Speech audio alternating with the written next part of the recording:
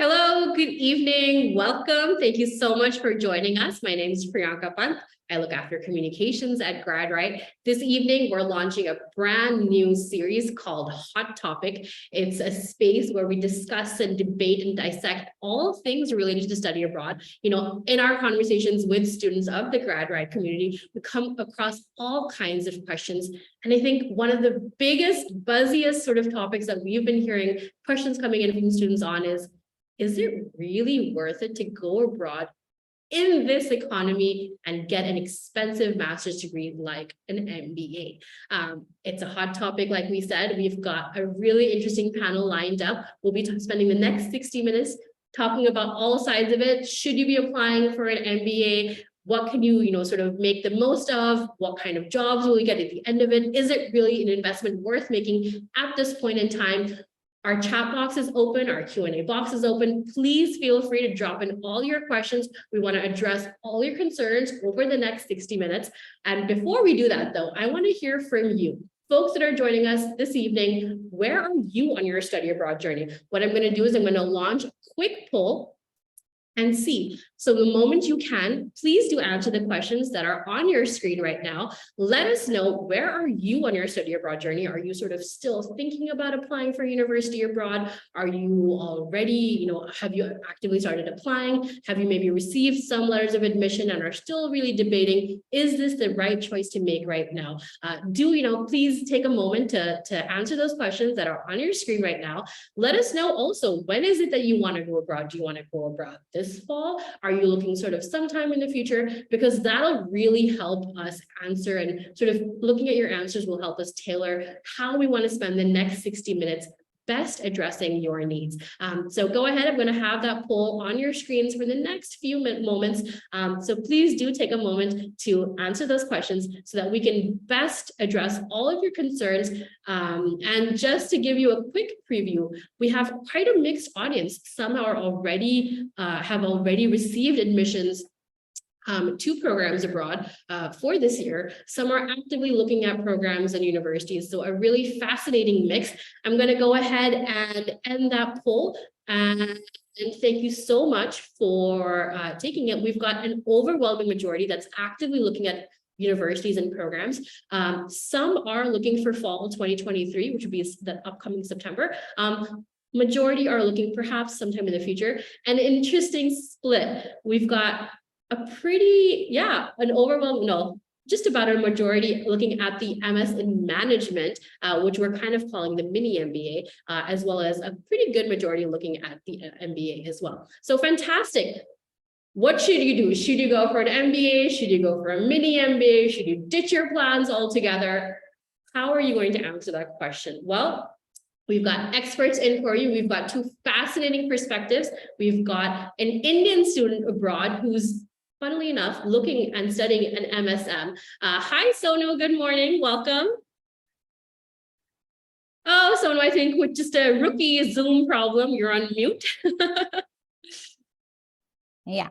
Hi, this is Sonu here. Hi, Sonu. Can you tell us a little bit about your background, what you're studying right now, and more importantly, where you're studying? We want to hear it all. Yeah. So I am a student in NJIT doing my MSM in my first semester. I joined NJIT in the January spring. And last year, I just visited US and I visited 2-3 campuses. And the vibe that I got from NJIT when I entered oh, it was like, yeah, I have to be here. So, and the different universities I applied was Stevens, Rutgers. So 4 or 5 universities I applied, but I had some time to speak to 2 or 3 professors in NJIT, and the way they welcomed me, the attitude, the thing I could listen from them that yes. So it was my plan that yes, I have to be in NJIT.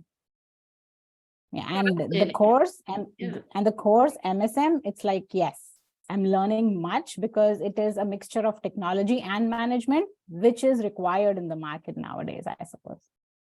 And we want to hear all about how you actually made that decision to do an MSM, specifically at NJIT. And I think, what a resounding kind of endorsement, what better an endorsement than a current student to hear from, right? And I want to bring in my next guest, someone who will be talking a little bit about the merits of perhaps doing an MBA. Good morning, Dr. Ben. Morning, Priyanka. Good morning, good evening, everyone, by the way. It's morning here in New Jersey, but I know majority of you are joining us from India, and so it's evening. Thank you for joining us. It's a pleasure being able to talk to you about this whole discussion. It's a hot topic, of course, and our friends at GradRight are very, very on point in identifying where the pain points are. So hopefully in the next hour, we'll talk about any questions you may have, and we can talk about some important pieces that are not necessarily covered in curriculum. We'll just talk about them so you prepare your mind.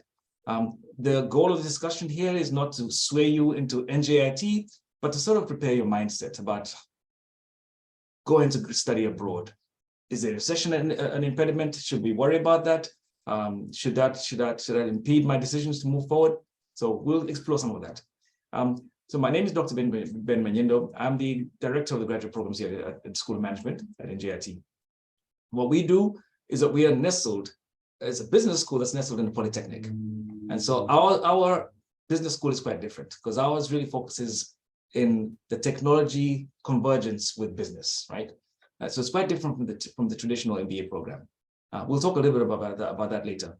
But with Priyanka's permission, I'd like to just show a couple of slides so we can sort of lay the groundwork for how this whole discussion, particularly with regard to the recession, and how that might in fact influence the decisions we make about coming to school out here. So with that, if you give me an opportunity, I'll just share my screen real quick. Absolutely, take it away. The floor is yours to make your case. Thank you. So I hope you can see my screen. Is an MBA worth it during a recession? And by the way, the whole discussion about recession, if you look closely, the news can make you completely anxious because it looks like this thing is looming. And we're not sure how long it will be lingering. We're not sure how intense it will be. Will it be as bad as it was in the earlier 2000s? But is it worth it pursuing a graduate degree? But here are the facts. And I'm going to go through them really quickly so we don't spend too much time here. Of course, many economists are predicting that another recession is looming. We hear it all the time. It's in the news everywhere. Inflation itself has put a strain on the economy. And it's quite shocking when you see 94,000 tech workers have already been laid off this year in the US. Last year, there was 140,000 who were laid off. The whole discussion about investing in a graduate business degree is daunting because you're thinking, is this a good time to go to school when the economy doesn't look so strong? And then the truth is, uncertainty lingers whether you're in a recession or not. I mean, it is no guarantee that, the career path you want to pursue will land according to plans that you've had. Uncertainty is always going to be around. But the demand for skilled workers never expires. So whether there's a recession or not, skilled workers are continuously being pursued by employers. But then there's this. This is something that surprises a lot of people. Universities in the United States, and particularly business schools, always report a record number of applications during recessions. And you might say, why? Why would someone want to go back to school during a recession? Well, there are reasons many. And some of them include things like realizing at the point that perhaps this is a good time to retool because I'm not sure what the landing space looks like on the other side of this recession. So when things have slowed down, this might be a good time to hunker down and study, get this degree and get the tools I need. Another piece of that is that sometimes students have a very strong technical background. They've been engineers, they've studied computing, they've done all kinds of amazing work in their technical experience, but they feel that they've not prepared themselves to navigate this career space. Employers are looking for people who've got leadership skills, who can move up from the technical roles and be strategic decision makers, be involved in leading the solving of problems. So that's why employers are still looking for MBA students. In fact, as I said a few minutes ago, they depend on MBA hires for their leadership skills and their problem-solving skills. So it's not just your technical skill they're looking for. They're thinking, how can you take what you know in your technology background and help us figure out solutions to our problems? Now, there's a survey that was done by GMAT. This is a large council of graduate business schools in the United States. And they said out of the 85% of the 3,600 MBA graduates that they surveyed, 85% of them said that degree was worth it. And 2/3 of them announced that they advanced one job level after getting their MBA. But let's talk the truth. There are risks involved, right? Choosing the wrong program is one big risk. I always tell students that there are MBAs and then there are MBAs. In other words, not every MBA program that you read about, that you see, or that you enroll in, is necessarily going to be the degree that you want to find, will find the best value in. The United States has over 5,000 colleges and universities. And so it's very easy to find yourself falling into a trap because one school says, we can do this for you, we can place you there. So you have to do your research. Do your research. I can't emphasize that enough. There's also rampant misinformation that's available through social media. And this is something we've seen, particularly with students from abroad, who constantly depend on their friends who are telling them what they've seen in social media. A lot of that is useful, but sometimes it's misinformation, because what's true about one university may not be true about the next university. What's true about one program may not be true about the other program. In fact, what's true about one student may not be true about the next student. So it's always important that ask broader questions and seek more information than just what your friends are telling you on social media. There's always a risk that recruiters are selling promises that cannot be fulfilled. Part of the reason why we partnered with GradRight is because we knew one wonderful thing about GradRight, what GradRight does, is that the integrity that they use in providing access to students. They're not swaying students' opinions. They're not pushing students to pursue a particular degree. They say, here's the information you need, and this is what you can gather, where you can gather decisions and make decisions about what to pursue. Recruiters are dangerous in many regards because they promise things that they cannot deliver. Of course, there are unforeseen challenges that emerge after you're enrolled. You hear of students thinking that I should be okay because I raised the money I needed, but something happens in life and you get caught off because the funding you had maybe doesn't come through, or you don't find the accommodation you thought you were going to have. Those are inevitable things. Those are part of the risks that come with coming to study abroad. But one of the other risks is not taking advantage of resources that are available after you get admitted. We see it often. Sometimes students get enrolled and they come out here and they congregate around students who came from home. And all you do is just cluster around people that have the same thoughts, same ideas, experiences as you do. And you deny yourself an opportunity to really explore all the resources that are available. Now, we are at NJIT, we're really close to New York City, which means our access to the largest city with all kinds of resources is literally a train stop away. You can walk from campus to a train that takes you into New York City in about 15 minutes. That's how close we are. I always tell students, get out there, go, get lost. It's okay to get lost, but take advantage of all the resources that are available to you. And sometimes those are resources that if you leave the university without taking advantage of them, if you take them again later on, you have to pay for it. You have to pay for to go to a conference. You have to pay for a workshop. You have to pay for a certification. A lot of those things are available to you while you're a student. Take advantage of those. So I've been admitted. Now what? And I like to say this because I think many of you who are exploring to come and go to school in the United States, start with an open mind. Open your mind. Think broad. Don't limit yourself to what you've heard or what you think. Start with an open mind. Listen to everything that's presented to you. If it is a workshop, or if it is a discussion that the university is offering, if it's a speaker that's been invited to come and talk about a topic, turn up for it. Engage your professors. Professors usually really like to hear from students. It's not enough to just attend class, but they want to hear from students. Engage with them. Find out. Sometimes professors actually are a great avenue through which to find opportunities for work afterwards, because some of them are connected to the industry. And I tell students all the time, ask questions. Don't hold back and say, I'm not sure if I should ask this question. There are no stupid questions. I tell this all the time, there are no stupid questions. Ask whatever questions you have, because the only way you can get yourself out of whatever bind you are is by asking. And sometimes, if you notice, sometimes a question that you wanted to ask, you thought was not a smart question, somebody else asks it, and the whole class says, oh my gosh, I wanted to ask it, but I wasn't sure I was ready to ask it. Again, I can't emphasize this thing. I said it before. Take advantage of every resource that is available to you. If you can pick up a free badge by taking some courses, pick it up. If you can improve your LinkedIn profile because you've added a new certificate, take advantage of it. If you can improve your public speaking skills, because that positions you very well for good opportunities to work, take advantage of it. Don't miss it, because once you leave and you graduated, if you try to get that skill again, you have to enroll to another degree or get another program or pay for it someplace else. So take advantage of those things. Network, network, network. That means get out there and get to know people. Connect with these students, American students, students from other parts of the world, employers, your faculty. Opportunities come through networking. When you do really well in school, that's wonderful. But your excellent grades do not guarantee you the career path you're looking for. Finally, the last thing I want to say to you guys is be open to new experiences. Just be open to new experiences. But do not forget who you are. And I have to emphasize this.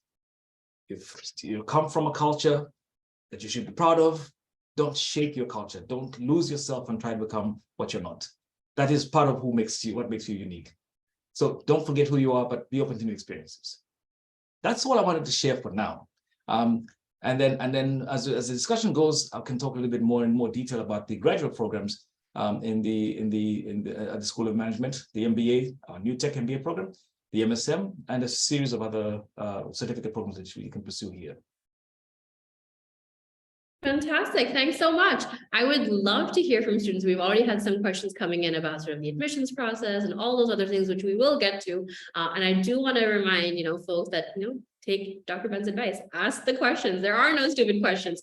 We're here to sort of address all of your concerns. And you know what, we began this whole discussion with this whole idea of, is it really worth it to do an MBA in a recession? And I think Dr. Ben's sort of really taken us through some of those points. And I want to know, are you convinced? Students, please do let us know in the Q&A box, in the chat box, what are you thinking? Are you fully convinced? And as we do wait for some of those questions to come in, Sonu, there's lots of questions coming in for you about how you chose the decision. What was your decision like to choose an MSM over an MBA? Could you tell us a little bit about that? Because you obviously come, with a rich experience. You've worked for many years in India before you decided to go to business school in the US. And a lot of students here, would be, sort of mid or early career professionals as well. So I wanted to know your sort of journey of how did you make this decision?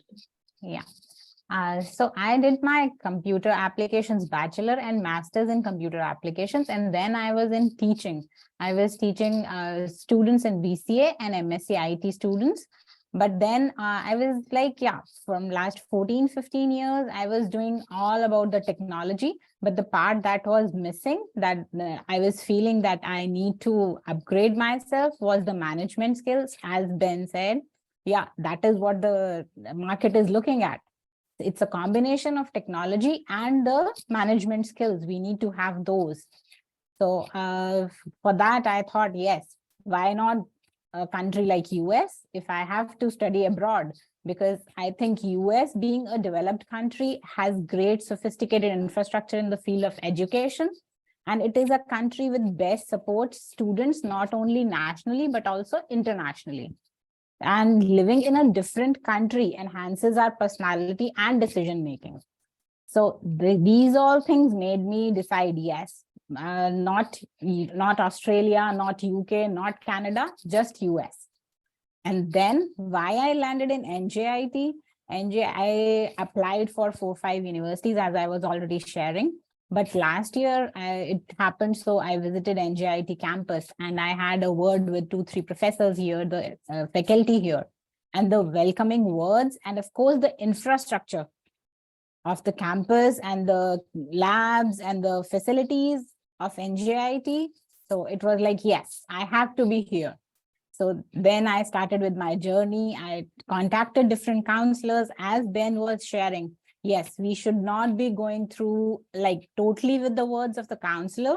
Like, yeah, you have to listen, but you have to take your own decisions. You have to have broader questions. More you interact with different people, the different perspectives you can get. And then you decide on where to go and what to do. Yeah. So I would request everyone, if you have an opportunity to study abroad, then go for US, but of course, NJIT should be your best. Yeah. Got it. And in fact, we've got one question coming in, which I think I'd love to take to both you and Dr. Ban. Riddhi asks, is it better to do an MBA or a master's in management, considering an MBA is costly and generalized? That's her opinion. And I'd love to take that to you first, Sonu. I'm assuming, I don't know if you actually debated like between an MBA and sort of an MSM, but what was that deciding factor for you to choose an MS in management? I would start here, like, yeah, because I was into computer applications, I did my technology, I was good with technology, but then technology and management is the requirement a person should have. So I really wanted to think about what is management, how do I improve my personal skills, so that but yeah, if you say, Riddhi, I don't know what's your background, but it depends what you have been in your academics. And then, yeah, MBA, right now, NJIT has started a new tech MBA, and that's not at all costly now. So because the course has been reduced to 36 credits, the details will be shared by Ben. He will explain you the whole course. And yes, also MSM and MBA, it is on the same lines now, 36, and the MSM is 30 credits. So not much of a difference, but yeah. So it is a technology and management MSM if you are good with technology. Like, yeah, as I told you that I've had my computer applications background. So I wanted myself to be like not much of the MBA part, but management skills. So I was like, yes, I should go in for MSM. Okay, great. So I think it's great to hear a student perspective. But Dr. Ben, I'm going to put that same question to you. I'm sure it's a question you get all the time from students. Yeah, you spent some time sort of answering that, but I'm assuming also there's very different kinds of students that would succeed in these kinds of programs, right? So maybe you could address it from that point of view. Who should really be choosing an MBA, a new offering like the tech MBA, and maybe an MS in management? Would it be people who are looking at different career outcomes, maybe with different work experiences? Perhaps you can talk to that a little bit. So yeah, thank you. But I should say really quickly, Sonu is an incredible resource. By the way, she's very modest. She doesn't tell you how skilled she is, especially with her background in working at the university before. So she understands students. She understands where students are coming from. She understands questions students have. And when she came on board, the first thing we discovered is that she actually was very good at creating the bridge between the students getting admitted and how they adapt to coming here. And she's been brilliant. Some of the students here today may already have been hearing from her because she's been engaging many of our students. So the two degrees are both really good degrees. The MBA obviously has been around for the longer time because it's a more recognized degree. But what we've seen lately is a large number of non-MBA business graduate degrees that have emerged now, and they're offered across so many universities. And the distinction between the two of them, the MS, for instance, the MS in management, offers a very unique assortment of concentrations that are different from the concentration that the MBA does, right?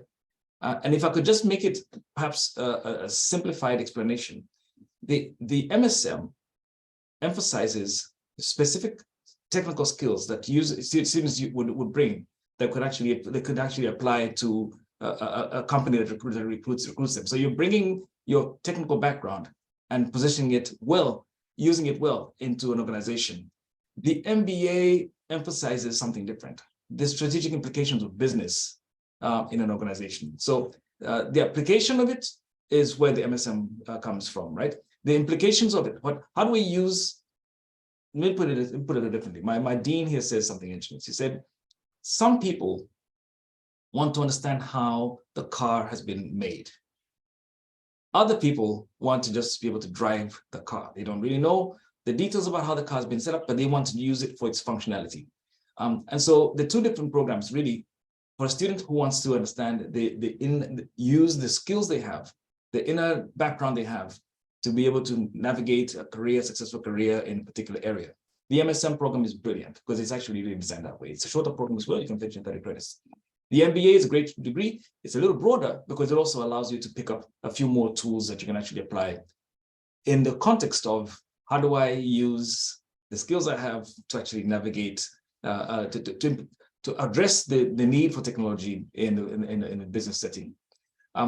With regard to the way that the students come, our students come from either way. They'll take the MSM, they'll take the MBA. We even offer graduate certificate programs. And the way that works is that sometimes students don't necessarily want to get the full degree. Someone might say, you know what, maybe I should enroll in a mini MBA, which offers the foundational business courses that every business school offers. And we've seen an interest in that because we have people who, even at the university, professors who are distinguished professors in chemistry, for instance, who say, I don't understand the business side of my work, and I don't really want to pursue a full degree. But if I can take a mini MBA, it gives me the tools that I need. I should be able to understand the financial statement. I should be able to understand the balance sheet. I should be able to make a decision about what we should do strategically for the company and not have to depend on my staff to tell me how to read a balance sheet. So that's what happens. That's what happens in the mini MBA. But because we're in a technical school, our concentrations are decidedly uniquely technical concentration. So you'll see in the MSM, students are taking the global project management as a concentration. Business analytics as another concentration. Fintech as another concentration. You don't see those as concentration in the MBA because the MBA has more of the traditional concentrations. You'll see marketing, finance, entrepreneurship, but we also have information systems as one of our concentrations in the MBA. In our MBA at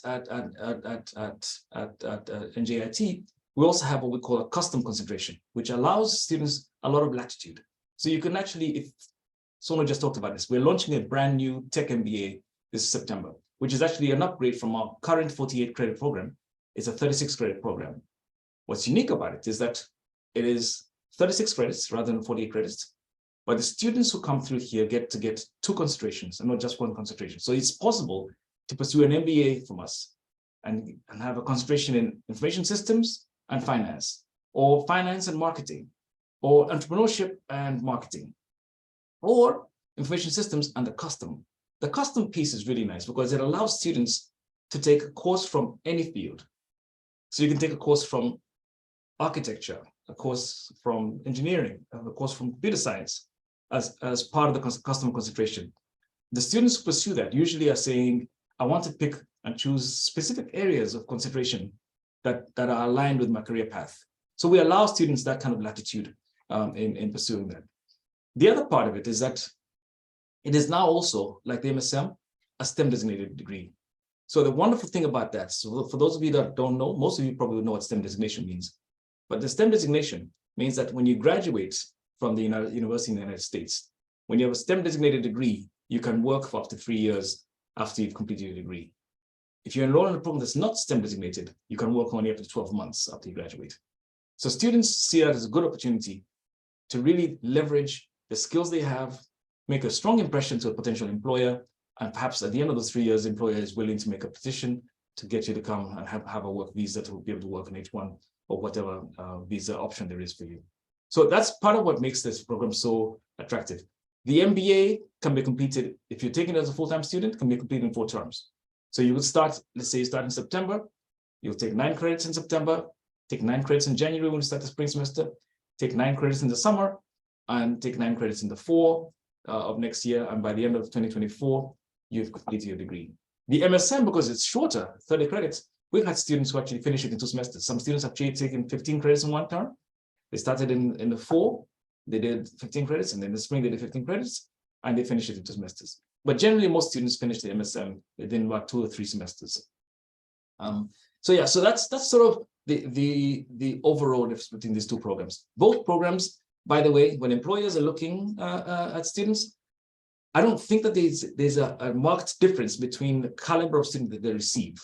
Because what we see is, and I'll show you if you want to, if we've got time, I'll show you a little bit of slide, are the type of employers that recruit our students. And most of the times what they'll tell you is that what we're really looking for are the tools that you're giving the students. If the students are able to show the bridge, as I said earlier on, between technology and business, those are the students we're looking for. So we see it now, even at NJIT. Students from engineering are applying to come and do a graduate degree in business because they understand there's a piece of it that is not picked up in your engineering background that will make you a very attractive candidate when you get out there in the workforce. So that's sort of the overall distinction between the two programs. I don't know if that answers your question, Priyanka. Yeah, absolutely. And in fact, you spoke a little bit about the kinds of candidates that come into business school and choose an MBA. We've got one question coming in who the student asks, I don't come from a business background. I'm currently studying data analytics. If I go forward with an MBA, what challenges will I face considering I'm not from a business background? Thoughts on that? And Sonu, I'd love to get your thoughts after Dr. Ben as well. That's an excellent question. And by the way, I should tell you, I should start off by saying I was also an international student when I first came to this country. And our backgrounds are not very different in the sense that we sort of come from a preparation where we've been given a sort of pathway, I should have this kind of background, which should lead me to the next level of degree at the same, sort of get into a deeper level of that background, and then get into doctorate if needed to become even better at that. It's quite different in the United States. So the degrees here, actually, the majority of students who come here may have some technical background, some don't, and they all thrive because the way that the program is designed is that we're not here to, if you wanted to get into a really technical program, there's a computing school here that will take you and you can study the depth of computer science and you do really well there. The business school is a little different because what we try to do is really give you the foundational preparation for a business career, tools that you need to really navigate a career in business. But we emphasize the technology component, which is a big part of what has happened in our world today. So yes, so we've had students coming from, just yesterday I had a student who came to talk to me. Their background is in biology, never took a business class before, but they're coming to take the MBA program, and they'll be fine. They'll land in there and do really well. In fact, typically, most business schools will tell you that the majority of people who come to do an MBA are not business background. They've come from, non-profit organizations. They've come from a psychology background, because the tools you pick up from here actually position you well to be able to make decisions as a leader. And leadership, as you know, is not limited to corporations in finance and corporations in banking or that kind of stuff. So yeah, it should not affect you. You're studying business analytics, actually, you might find yourself very comfortable in this space, in good company as well. Wonderful. And Sonu, I want to really take this question to you because you come from a very, different background. You're now at business school. As an Indian student, what has that journey been like? And what are your sort of insights for other students that might be sort of debating whether or not business school is sort of the right next move for them? Because as Ben alluded to, I think a lot of times when you're growing up in India, there's this very set path, that, okay, if you took this in 10th and 12th, you should do this in your bachelor's, and that means you should do this in your master's, which means this is the kind of job you should go for. These are the exams you need to crack. And so, yeah, I would really love to hear a little bit about what your experience has been like and what kind of insights you may have to offer some of our prospective students.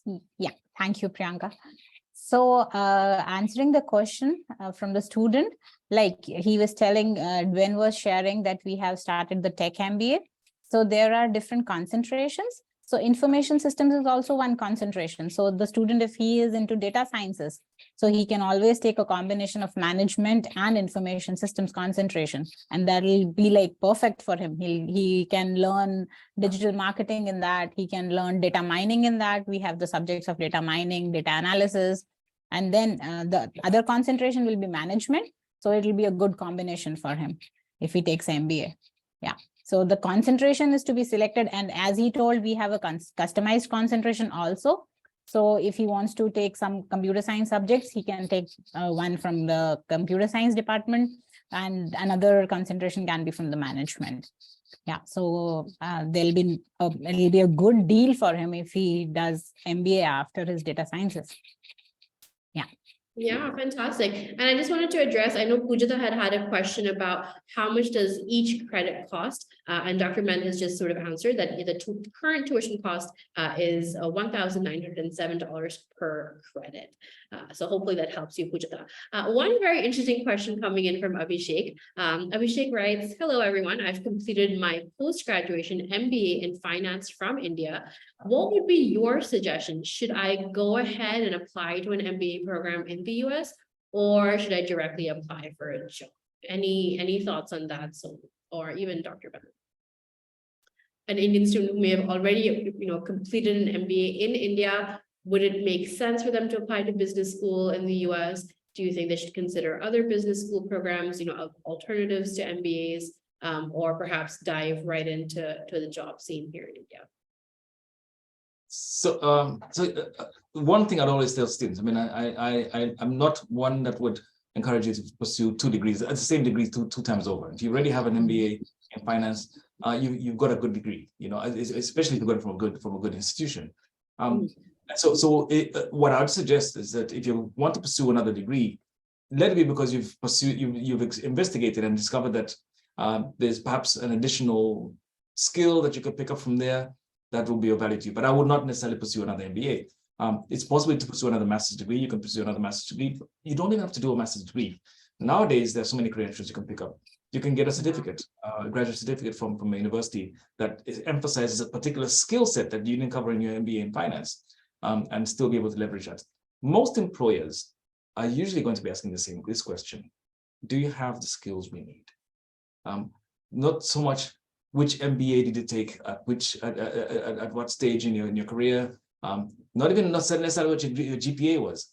I recently had a conversation with the head of talent management at a large company here in New Jersey, who said, Ben, I would rather have a student who understands what grit looks like, what it means to have a good work ethic, who understands what it means to take a bus and 2 trains to get to work on time, who understands what it means to use every tool you have at your disposal to solve problems in the company, than a student who's got all A's in their transcripts.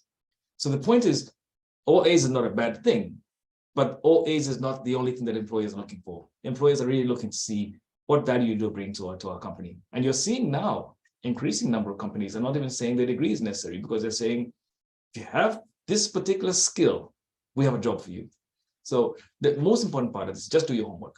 Find out what value do I bring to a company, and why would a company pause and say, we would be wrong if we don't hire this guy or this lady because of the versatile skills that they bring. I tell students sometimes, our students here in the United States, if you were an employer and you had a fantastic accountant who worked for you, who's worked for you for 20 years, but all of a sudden had to retire or leave, go to another part of the country or another country altogether because they have to take care of a parent, you need to replace them. What are you looking for in the replacement? And most students will say, I want to get someone who's a CPA. I want to get someone who's got a strong background in accounting, who's got first class degree in accounting. And that's all true. But the employer is saying, how do I get the biggest bang for my buck? So the application says we need to hire an accountant. Well, guess what? The application goes out there and you see the job advertisement, 3,000 people apply for the same job. And what you have to do is figure out who out of these people brings the biggest value for me. Can I have someone who's an accountant, but who also understands what it means to be able to train new employees? Can I have someone who's an accountant who's a very good communicator, who, if we can't attend a conference, will be able to go and be a speaker that represents a company? Can I have someone who's an accountant who also understands what it means to sit at a strategic discussion with me, to think about where we need to be going next? Can I have an accountant who also understands what the implications of doing business abroad looks like? So the more tools you bring with you, the more attractive you are. And so that's why we tell students, learning is a lifelong journey. You don't stop. I'm continuing. I mean, I got my doctorate, but I continue learning, because the more you learn, the more you discover how little you know. And so the value you get out of pursuing your education is, how do I position myself in such a way that a potential employer sees my resume or sees my application profile and says, my goodness, how can we not hire this guy? Or how can we not hire this lady? Because the value they bring to us here is the biggest bang for our buck, means we get this person, but they actually cover many spots. And everyone, of course, now is trying to save costs. They're not trying to hire too many people to do the same jobs. So you can actually leverage a really good salary because of the skill sets you bring. So if the position had a starting salary of $90,000, but you said, listen, 90,000 is what you guys want for an accountant. But I have an HR background. I have a training background. I'm a public speaker. I'm comfortable with doing this kind of work. Surely you should be able to bring me in for 110. The employer is not going to be debating that much for, because they look and see the value that you bring to them. So hopefully that answers your question. Yeah, fantastic answer. And I think there's a lot of questions coming in about this whole idea of, I think in India, it's such a norm for universities to help out in placements, right? Which is sort of helping students get placed in jobs. Dr. Ben, I just wanted to have a sort of a sense from you. What kind of support do you offer students at your business school? And so I would love to hear your experiences as well as you sort of navigate, as a student there, but maybe Dr. Ben, you can begin. Sure. So I think part of what is helpful is when you position yourself in an institution that is known for the caliber of student they produce, right? So NJIT, because of its strong background, its history as the leading polytechnic in this region here, recruiters come here often looking for the caliber of student that we produce. What's most important, though, is how do we prepare these students to meet what the expectation is? The brand exists, but are we sure that these students actually are going to be meeting what the employers are looking for? So we always say our business school takes advantage of the fact that we are nestled in a polytechnic. So we actually have the advantage that many of our business schools don't have, because they don't have the resources we have here. Some of our courses that are taken by our students are actually offered by the engineering school. Some of the courses that are taken by our students are offered by the computing school. The faculty who teach are teaching between these different schools. So the exposure to technology and its applications to the industries is very strong. Then there is a part where the recruitment goes. We have these open the career fairs here at the university. The last one that we had this past spring had about 200 employers coming to recruit students. It was wall-to-wall students. I mean, the employers filled up all the spaces, and the students come ready. They come dressed for the role. They've got their resumes in hand, and you get a chance to actually interface with a potential employer. We've seen employers who actually come literally planning to make an offer. If they meet a really attractive student, they'll say, hey, listen, we have a job when you graduate. Come and join us here. If not, there's an opportunity for you to do internships. And that's another way people get careers. If you do a really good internship, the employer likes you. And we've seen students who come back and said, I was so fortunate that the internship went really well last summer. And they've told me that when I graduate next year, I'll have a position waiting for me. So the opportunities exist. But one of the things I have to tell you, and really I have to emphasize this in a big, really important way, the notion that any university can guarantee you a job at Google, guarantee you a job at Amazon, guarantee you a job at Microsoft is misleading. The most important thing is take advantage of what's available, position yourself, network, and find your way into these opportunities. They actually do happen. And then the other part is learn to connect with alumni, because alumni usually are very good resources. They'll tell you, we're hiring, send us a resume.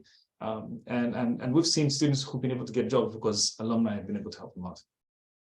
Yeah. So I'd love to hear your perspective, sort of as you're on campus, what kind of support have you received? Have you reached out to career services? What has your experience been like? I just would love to hear a little bit about that. Yeah, so I would like to add about the person asking that he wanted to do second MBA. Just apart from my conversation, what I faced, like I was already a master's in computer applications. And when I went to the visa office, the visa officer asked me that why the second master's? So because you are already one master's, you are. So I was like, yes, it is a computer applications master's. And now I am going for management master's. So I think I can give you the view that yes, employer comes next, but first we have to face the visa officer and we have to prove that why this course. So if he's going for second MBA. I think that's very relevant advice, right? Because I think for so many students, that is a huge stumbling block if you're applying to university abroad. You also need to make sure you get your visa. So I think completely, fantastic candid advice. Thank you for sharing that. Yeah. And That's- second, I'm sorry. No, go ahead. And second, why NJIT a student should prefer? Like I am a mother to two daughters, and my elder one, she's 18 and she's joining NJIT in fall for her BS FinTech. So as a parent, I preferred NJIT. So Yeah. that would be the best I can say a student or a parent should be they should be deciding for NJIT. Yeah. That's incredible. Wow. So are you going to tell her all the hot spots on campus, places to grab a coffee? How lovely, how lovely. I think that's so wonderful. Great. So we've got one more question coming in from Darshana, who says she's not from a tech background, but has completed her bachelor's in management and is willing to do a master's in management. Would it be difficult to study a program that has tech subjects in it if she doesn't have a tech background? Excellent question. And the short answer to that is no, it will not be difficult. I think there's an advantage if you've got some tech background, but it will not be difficult because the intention of the program is not to put you through a grilling experience that stumps you. It's actually how do you learn from your peers, and in fact, there's a great deal of interaction that goes on between students. The benefit that comes from that, and I used to tell students this, by the way, that in addition to what you learn from the professors, there's a lot that you learn from your peers as well. And by the way, if you've got a background in management, there are students who are sitting next to you who will gain a great deal because of your exposure to management, because they only are very good at what they've been doing in coding, right? So I mentioned it earlier on today that sometimes we hear it from students who will tell you that I'm frustrated because my company, yes, it's a great company, but they only see the value they see in me is what I can do behind the computer screen. And I want to do more than that. So if you've got a background in management already and you come out here, you probably actually will be in a position to understand some of the business concepts that are being taught here in a better way than someone who's really just come out of a strictly engineering background. I was thinking, if it's okay with you, Priyanka, I have a small slide, a small deck of slides to show about specifically the MTFSM programs, because that might answer some of the questions that students have. And then hopefully that captures some of the specific questions they have here. Yeah, absolutely. Thank you.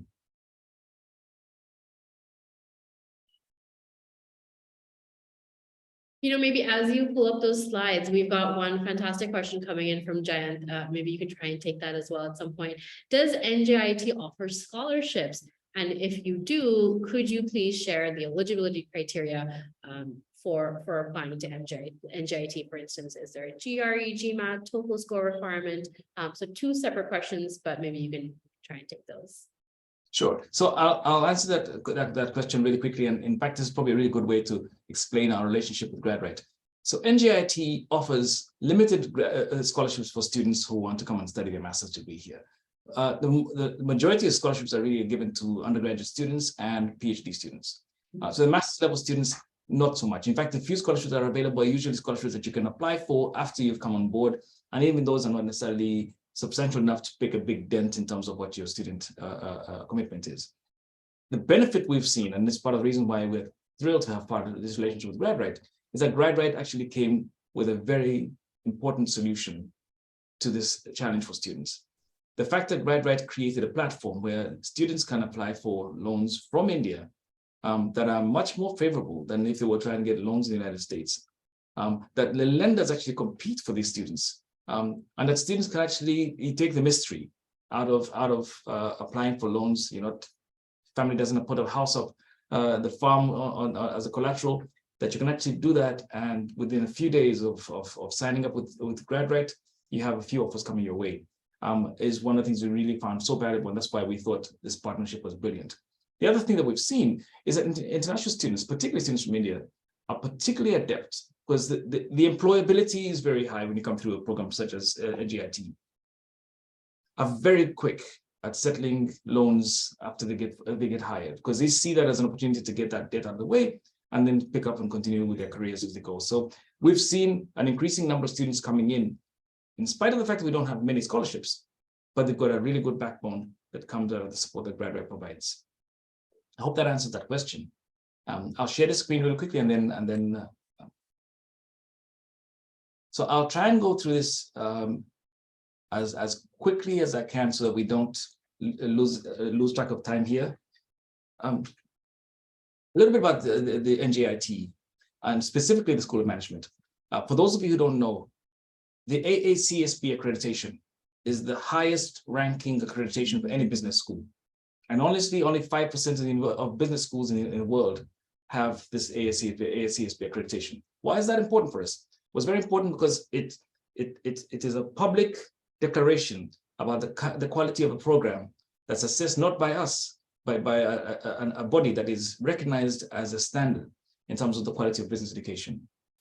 The university is also an R1 research university, which for those of you who don't know, that's the highest category in research that a university can attain. In other words, there's a level of research that happens here that is at the highest level of research activity. We see that in our School of Management. We see it in the engineering schools. We see it in the computing schools. We see it in the architecture schools. The doctoral programs research here are cutting edge research. We've got many academic programs. We just talked about some of them here. We've recently launched a business analytics concentration certificate among the 8 that we offer in the School of Management. So students can pick up additional credentials while they're at the School of Management here. And then we've got these digital badges. These are not just the full length of them. It's just a few of these. Salesforce, Bloomberg Market Concepts, IBM Skills Academy. The tools are limitless. And these are at no additional cost to students. These are all available because we actually have these relationships with these providers. Rankings are big. And so our school ranks number 54 in top public schools in the nation. And I mentioned earlier on that 5,000 plus universities. It's a really good ranking as far as we're concerned. Our entrepreneurship program here ranks 30th in the nation, and that's according to Princeton Review. One of the things we're most proud of is that we're ranked number 1 in the nation for upward economic mobility. What that means is that students who come through here, the rate at which they move up the economics ladder is faster when they've come through our programs here than they would if they were some other institution. Something we really take a great deal of pride in. And of course, we're in the top business 130 schools in the nation here. We talked a little bit about why pursuing a degree at MTSM. It could be the MSM, could be the MBA. It's really accelerating your career and gaining recognition and credibility. Take advantage of the resources. I keep saying this. If it's here, use it. Don't waste it. Don't look back and say, "Oh my gosh, I had all these things in my background or my backyard, but I never used them." First, acquire new skills, particularly technology skills and methods that have been developed in the field of business. The research is constantly going on, and I think that's something that makes it unique. There's always new research and what's new, what's trending, what's happening, and you're part of that when you go to school here. Expanding your knowledge of the fields that are related to the current fields, that's part of what I think helps you become more adept at the skills you really bring with you. And then, of course, we just talked about it, the insecurity of the job market. If you choose wisely, you actually position yourself in a way that you actually start finding yourself unique. An employer sees you as different from everybody else in a challenging job market. And then, of course, being able to communicate practical implications of business. And that's a piece that's so important. You can have all this information here, but if you don't know how to communicate it, it's not heard. And that's like almost wasting this incredible talent you have because you've not figured out how do I get this information out there at the moment. So we talked about this. We've got an MS in management, which can be completed fully online, or you can do it on campus. Most students who are coming from abroad want to come and have the experience here, so they will not pursue it online, they'll come and do it on campus. We have the Tech MBA now, which is also available online, and you can do it on campus. Then we've got a list of 8 different certificate programs, graduate certificate programs. We also offer a PhD in business data science. It was actually the first program of its kind in the United States. It's a very competitive program, but the students who get into this program are hired immediately as they complete here. That program is actually fully funded. So if you can get into it, it's paid for completely by the university, and they actually give a stipend to be able to stay here and complete your studies. The curriculum in the MSM, as I mentioned earlier on, it's a 30 credit program. You can finish it in 2 semesters, or at least 18 months to 2 years, finish it if you're going through it part-time study. The concentration areas, you can see are fintech, business analytics, global project management, web systems and media. You'll see the difference when we look at the MBA curriculum. MBA curriculum, STEM designated as well. It's a 36 credit program that offers 2 concentrations, as I mentioned earlier on. complete it in less than 2 years, and you can pursue it. If you're doing it part-time, like many students in the United States, you can finish in about 3 or 4 years, 2 or 3 years, right? Here are the concentrations. Finance. You can see these are more traditional business concentrations. Innovation, entrepreneurship, marketing, management information systems, and then the custom concentration that I talked about earlier on, which is so unique, you don't see it in many programs.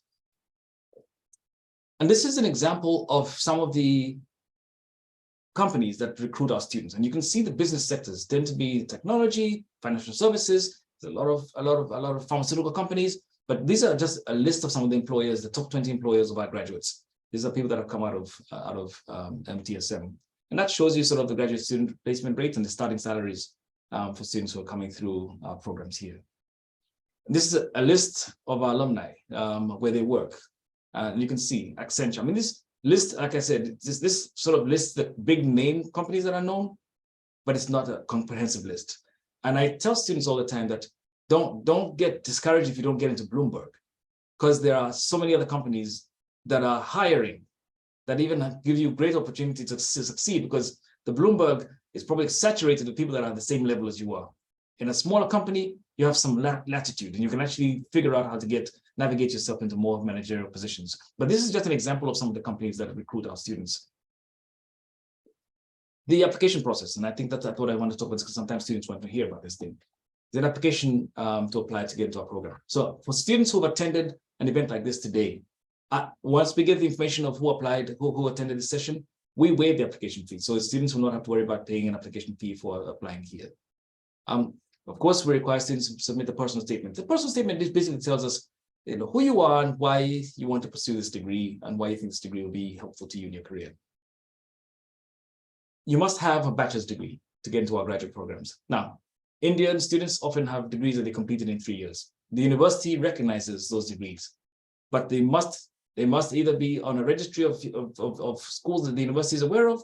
If not, you can get your degree evaluated by WES or any of these NACES organizations that evaluate transcripts. If they evaluate your transcript and say it is the equivalent of a 4-year degree, we will admit you, as long as you meet the criteria to get in. TOEFL and IELTS and Duolingo are all mandatory for international students. So whether it's funny, I used to say the same thing. I said, well, I grew up in an English-speaking country. Do I need to take this? The universities require you to take those the language proficiency tests. I wouldn't worry so much about them because I don't remember seeing a student who has as an education in English that will have a hard time passing those exams. So that's not something to be intimidated by. TOEFL scores requirements are 79 for the internet one, 550 for the paper-based, and then of course the minimum IELTS is 6.5. GMATs and GREs, that's another one. I get so many emails from students. Can you waive the GMAT for me? Can you waive the GMAT for me? So there are some ways which you can get waived the GMAT. If you've got a strong transcript and you've got a career path where you've worked for several years and you have a resume that shows that you've had significant responsibilities, we'll look at that, we'll consider that, and we might waive the GMAT requirement for that.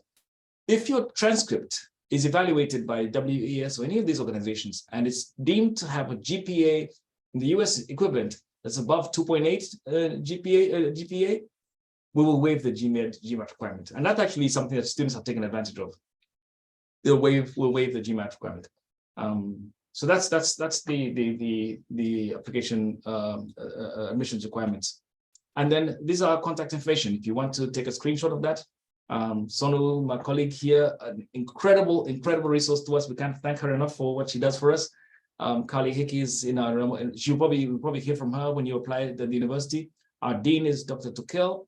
Tamisha Adams is an advisor who you probably will be meeting when you enroll in our programs. And that's it. That's all I wanted to share about this program here. And I hope, Priyanka, that I didn't take up all your time. Not at all. I think that was super helpful. A lot of questions were around the application process and things like that. So I think it was really helpful to have that kind of information. And thank you so much for being so flexible and sort of, pulling them up sort of last minute. Now you hadn't necessarily prepared for that, but thank you for sharing that. I think it was super helpful to see. And Sonu, I think thank you so much for taking the time to really sort of share your experience. I have a feeling we'll have students reaching out to you via us to learn a Thank you. little bit more about your journey and a little bit more about sort of life, at NJIT and sort of the process to get there as well. So, hopefully we'll be routing some students to you to talk a little bit about that. And, Dr. Van, thank you so much for being a sport and really taking on our challenge and really taking the time to address this question that, we've had so many students ask us, which is, completely relevant. And I think I'm so happy that, you had that opportunity to really address it in a completely unbiased way, while sort of just really taking that time to talk to students' concerns and, throughout the hour as well. I think that was super fabulous to hear how you sort of address students and, really offer them, perspective. I think some of it can get so lost, especially in this application process where you're just sort of doing on autopilot, just sort of filling in forms, writing SOPs. I think it's important for anyone that's on this study abroad journey to really take a step back and see, why are they making this decision? How are they making this decision? Who are they talking to make this decision? So I think all of those things are really important, and events like this really help us help students, make up their minds on their own and really make those decisions for all the right reasons. So Sonu, Dr. Van, thank you so much. Everyone that's been on the call with us, thank you so much. I'm not going to keep you any longer, but I do encourage you, in case you want to stay in touch, find us on Instagram, find us on LinkedIn. We're at GradRight. If you've got more questions that we weren't able to address, we're happy to try and take them.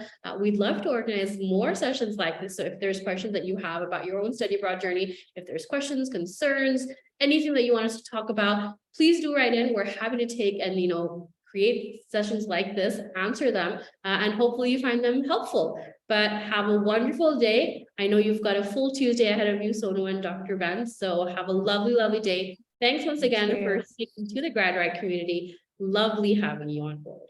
Thank you for having us. Thank you. Have a good evening, everyone. Good evening to everyone. Thank you. Thank you.